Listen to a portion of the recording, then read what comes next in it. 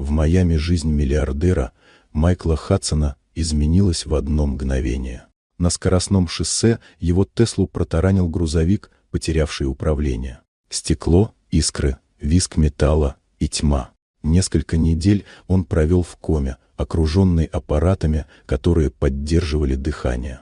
Когда же наконец открыл глаза, врачи сообщили суровый приговор. Поврежден спинной мозг, он никогда больше не сможет ходить. Эти слова стали ударом сильнее аварии. Еще вчера он управлял строительной империей и бегал по теннисному корту, а теперь коляска и стены больницы. Сара, его жена, прожившая рядом 25 лет, не выдержала испытания. Холодно, без лишних сцен, она подала на развод. «Я не могу так жить», — сказала она, и оставила ему лишь одно настоящее сокровище — маленькую дочь Лизи. Особняк на берегу океана опустел. Панорамные окна смотрели на шумные волны, но в доме стояла тишина, нарушаемая лишь шепотом лифта для инвалидного кресла. Майкл продолжал руководить корпорацией прямо из кабинета, где круглосуточно горели экраны с цифрами и чертежами. Но ни власть, ни деньги не спасали его от пустоты. Няни менялись одна за другой. Одни не выдерживали характера хозяина, другие — капризов Лизи, тоскующей по матери. И вдруг появилась она, студентка медицинского колледжа Эмили Дэвис. Худенькая, с большими глазами и легкой улыбкой. Она пришла временно, подработать, но сразу выделялась среди прочих. Эмили заботилась о Лизе искренне, будто о младшей сестренке, а с Майклом обращалась не как с беспомощным инвалидом, а как с человеком, в котором еще есть сила. Она заметила то, что другие не видели.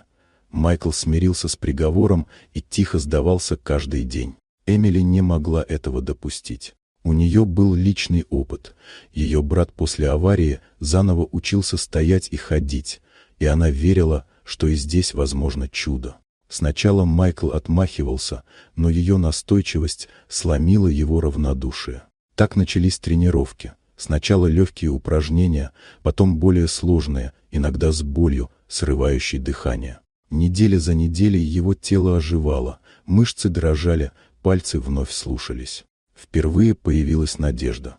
Постепенно они стали ближе, чем ожидали. В доме снова звучал смех ребенка, Лизи бегала по коридорам, тянула отца и Эмили в игры, и вместе они снова напоминали семью. Одиночество отступало, но прошлое не собиралось отпускать. Сара вернулась, холодная, ухоженная, с дорогим адвокатом и требованиями. Она потребовала опеку над дочерью и часть бизнеса, угрожая судом и скандалами. Майкл оказался перед выбором: снова потерять то, что ему дорого, или бороться. Эмили, чтобы не стать причиной разрушений, решила уйти. Сказала, что не хочет быть разменной монетой в чужой войне. Только тогда Майкл понял, без нее он потеряет не только силы, но и смысл. На большой пресс-конференции в Майами, где ждали заявлений о новом небоскребе и инвестициях, он впервые заговорил не о миллиардах. Его голос дрожал, когда он признался: жизнь подарила ему второй шанс, и обязан он этим не врачам и не деньгам, а одной девушке. Ее зовут Эмили Дэвис. Она — мое настоящее чудо, и я хочу, чтобы она была рядом навсегда. Эти слова облетели все газеты и новостные порталы. Вечером, когда они вернулись домой, Лизи подбежала к Эмили, обняла ее и прошептала: «Мама». И в этот миг Майкл понял: у него снова есть семья, у него снова есть будущее. Вот такая удивительная история. Дорогие друзья, если вам понравилось видео, поставьте лайк, а также подписывайтесь на канал, впереди еще много интересного.